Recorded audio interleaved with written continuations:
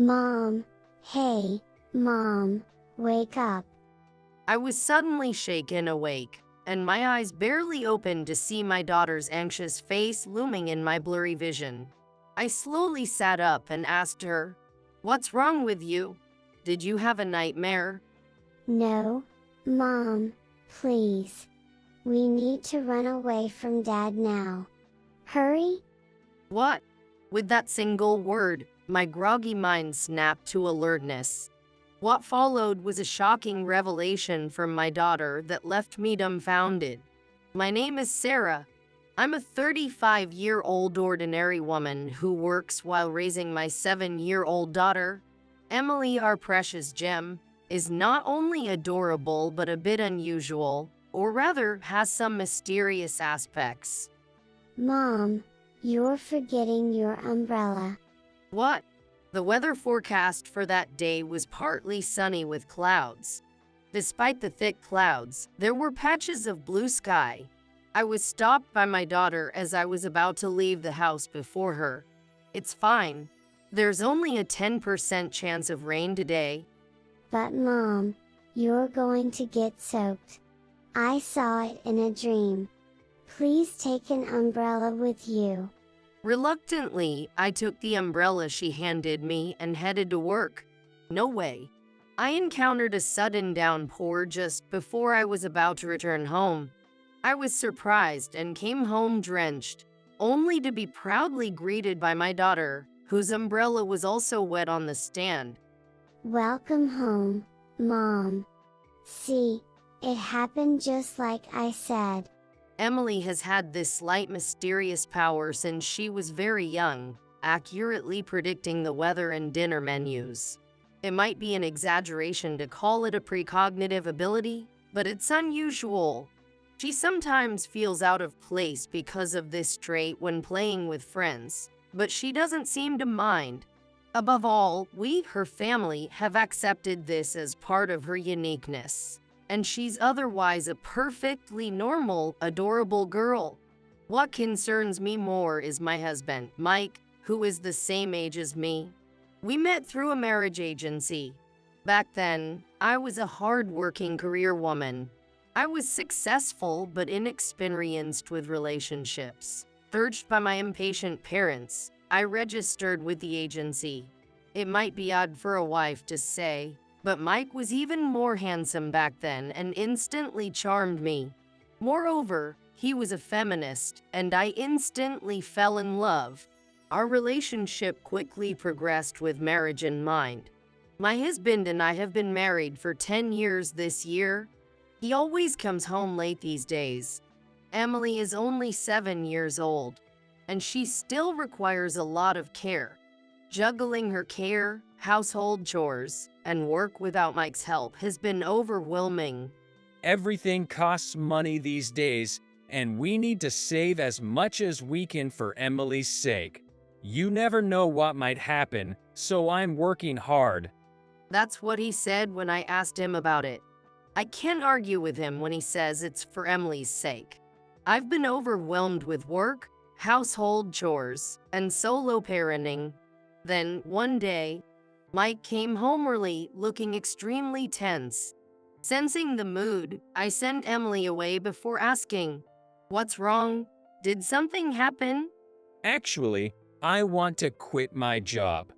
What? It was completely unexpected.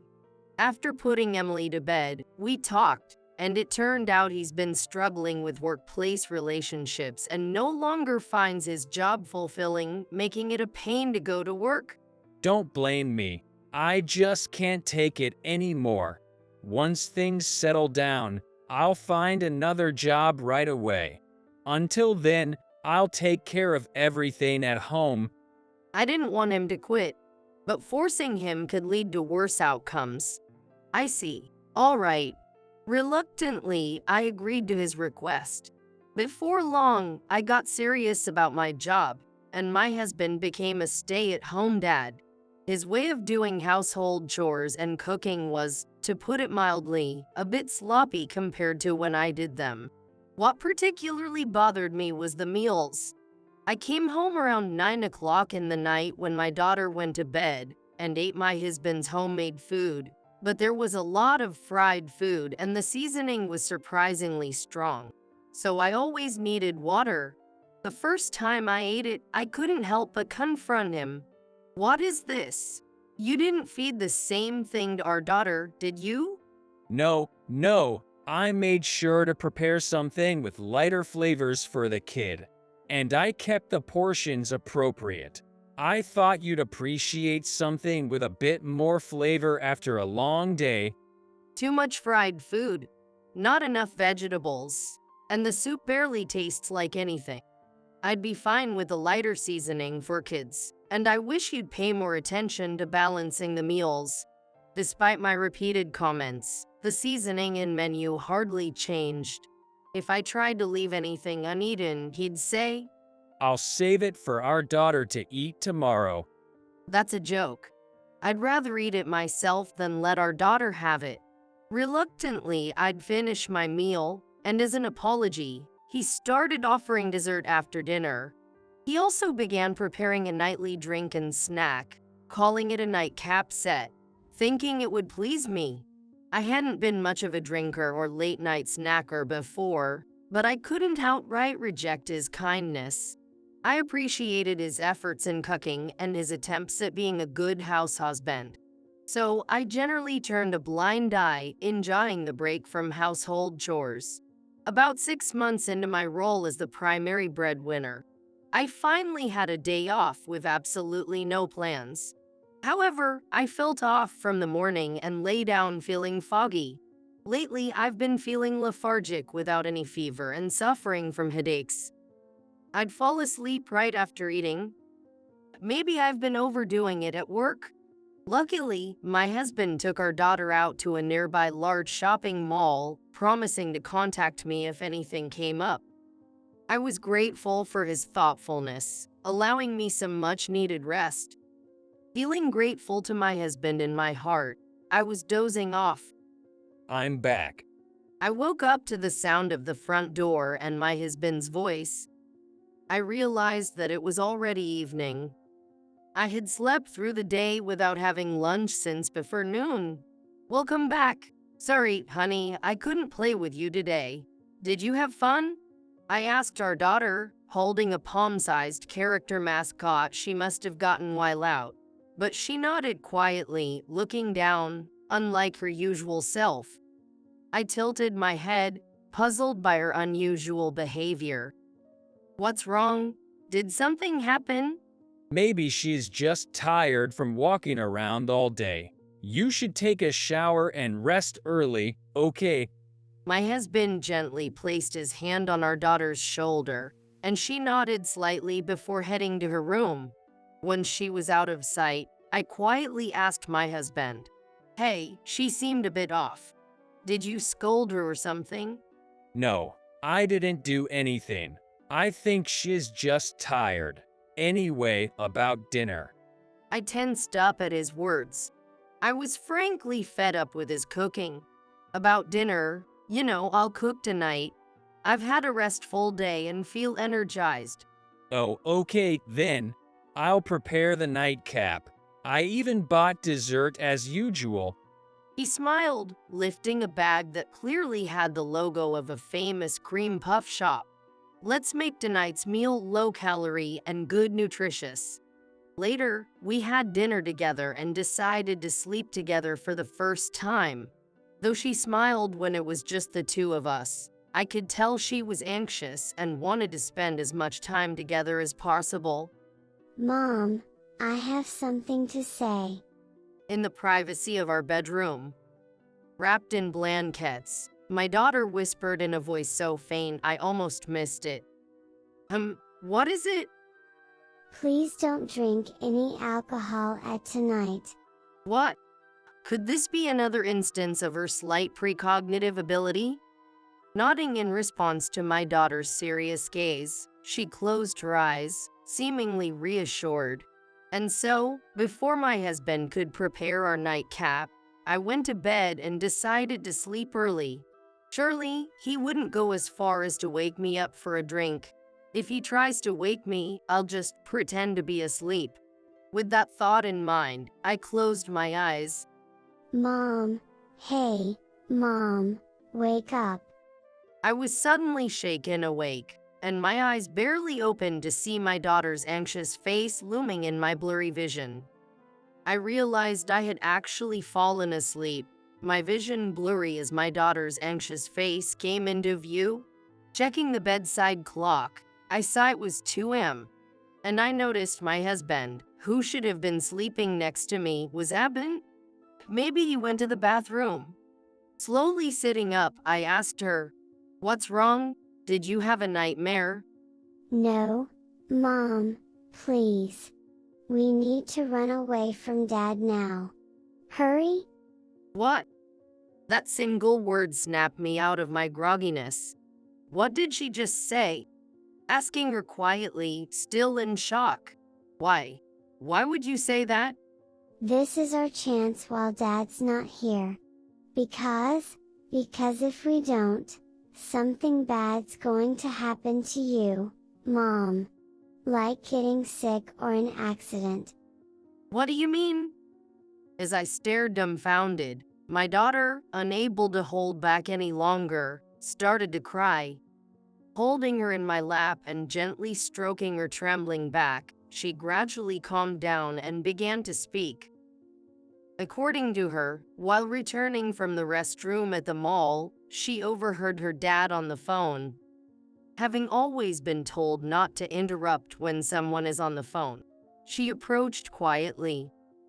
Dad was saying, just a little longer, and she'll be gone. Planning to make it look like an accident or illness.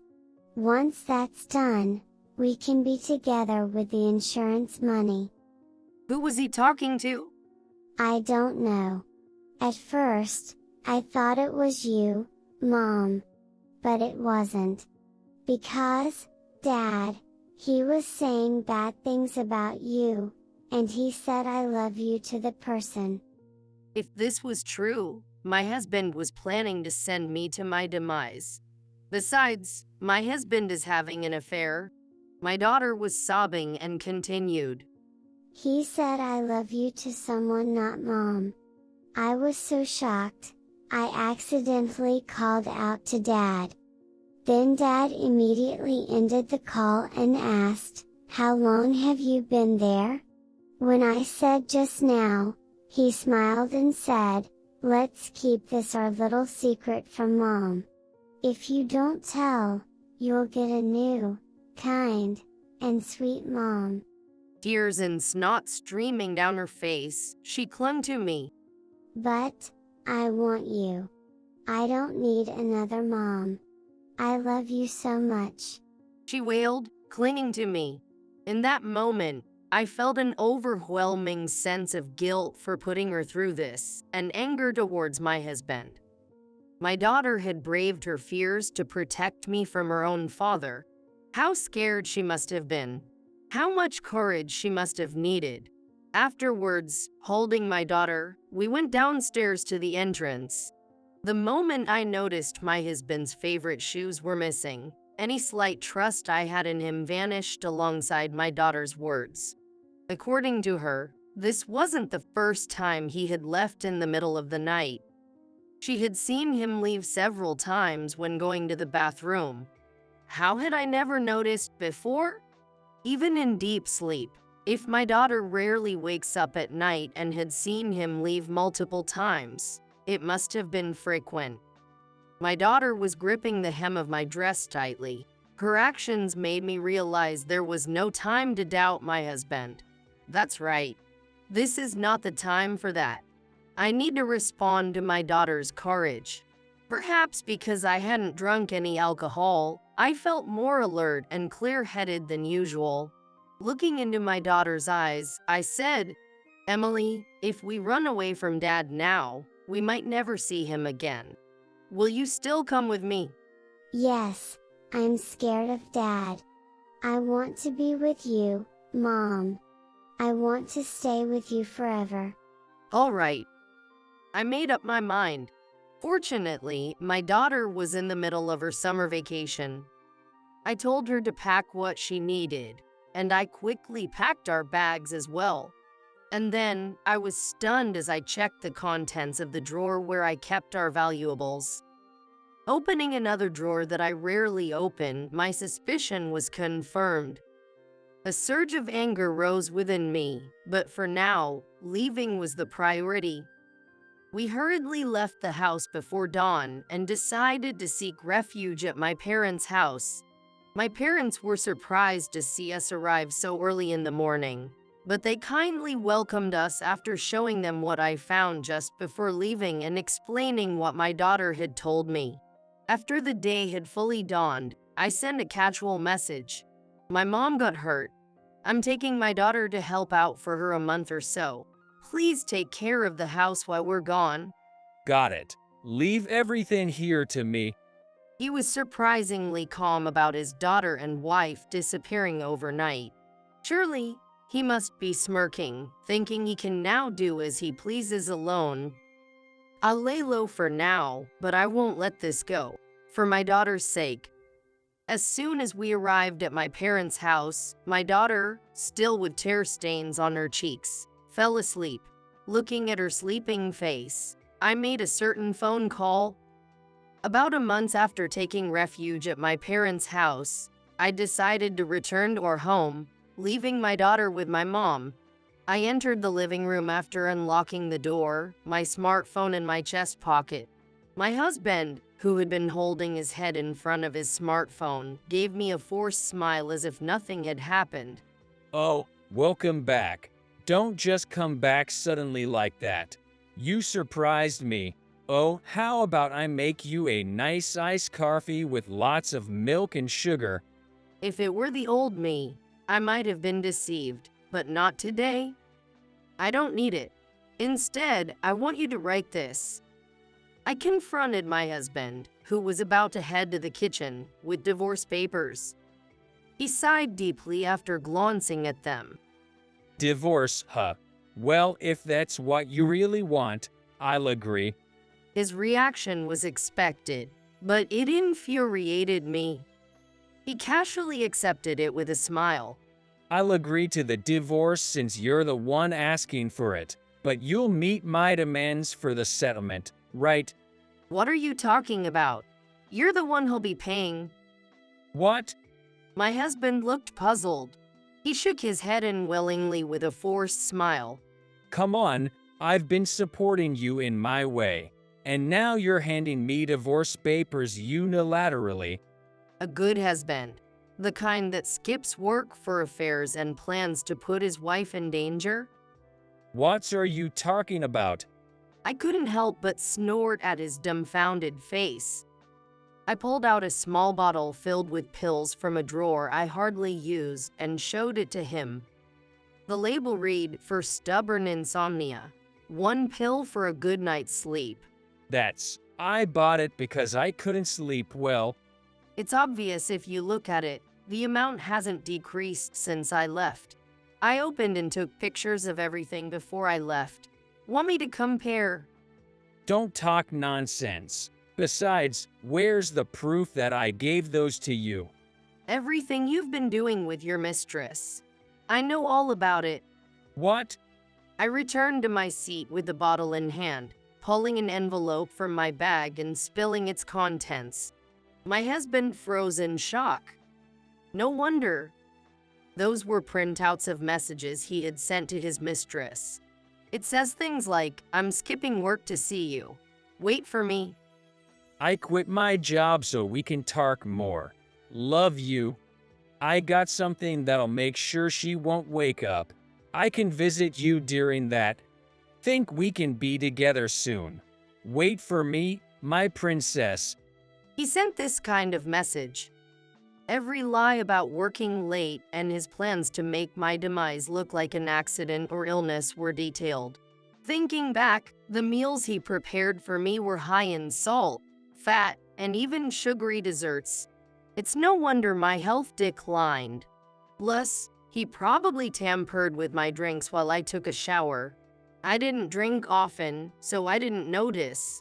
But when I drank the same thing at my parents' house, the difference in taste was shocking and confirmed my suspicions. I started feeling unusually tired after beginning to eat your meals. I never felt refreshed despite falling asleep quickly. No wonder with alcohol in these pills. Mixing them is the worst. Imagine what could have happened. My husband's face turned pale as his eyes darted around. That's how come you have this stuff.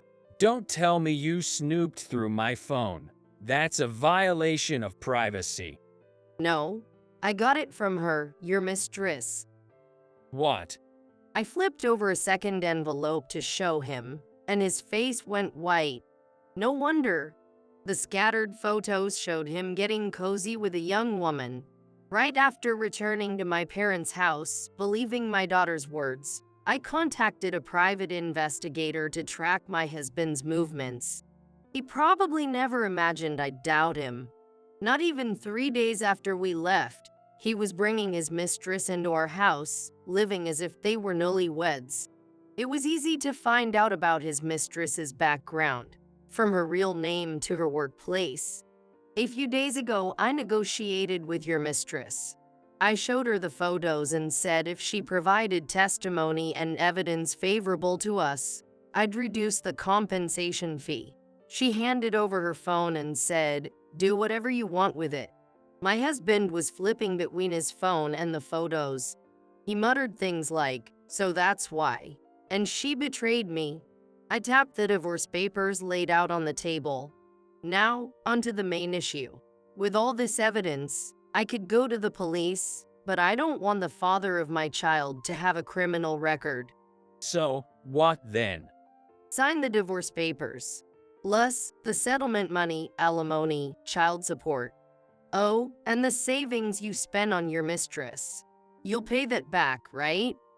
Wait a minute. It was just a fling. Divorce just like that.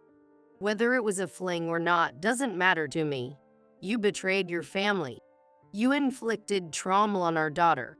You tried to end my life. After all that, thinking you could get away with it is delusional. As I said that, my husband collapsed to his knees. Just as I thought that, he grabbed my leg, glaring at me fiercely. It's your fault for being such a charmless woman. Did you really think I'd just return everything quietly? My husband raised his fist. I pursed my lips, stared him down, and pulled out my phone, holding it up to his face. I've been on the phone the whole time since I entered the house. What? His fist froze. As his grip loosened, I quickly stood up and gathered the documents I brought. The person on the other end of the phone is my father and my lawyer. They're waiting just around the corner, ready to come in at any moment. No, that's not. It's different. I've been recording all as well, so I'll use it as evidence. From now on, we'll communicate through my lawyer. My husband, lost for words, slumped down as I left the house with my belongings. I got into the car where my father and the lawyer were waiting, sighed, and then called my mother, who was looking after my daughter. My daughter cheerfully greeted me on the phone. Mom? Did you finish talking with Dad? Yay, Emily, I'm sorry. I talked to him, but it turns out we can't live with your dad anymore. Her reply was silence. Guilt for taking her father away from my little daughter hit me. Even though I had resolved myself. Sorry, Emily, that. Well. Mom, it's okay. I understand. I'll be here for you. Her words enveloped me softly, making the back of my nose tingle. Tears welled up, and my father beside me offered support. Later, we got divorced. The apartment we lived in was sold due to the division of assets, and I returned to my parents' house. My ex-husband, jobless and unable to afford a lawyer, couldn't pay the agreed amount and ended up begging his parents for help. His parents were furious with him. My in-laws paid a compensation and other expenses he owed me in full as an apology. Afterward, he tried to cling to his mistress, who quickly discarded him. Unable to find a decent job, he now leads a difficult life filled with odd jobs, as I heard from my in-laws. Meanwhile, I began a new life with my parents and daughter at their home. Emily stopped making her mysterious comments after moving but made good friends at her new school and seems happy every day. We might face many challenges ahead, but I swear, on my now empty ring finger, to raise my daughter well and ensure her happiness.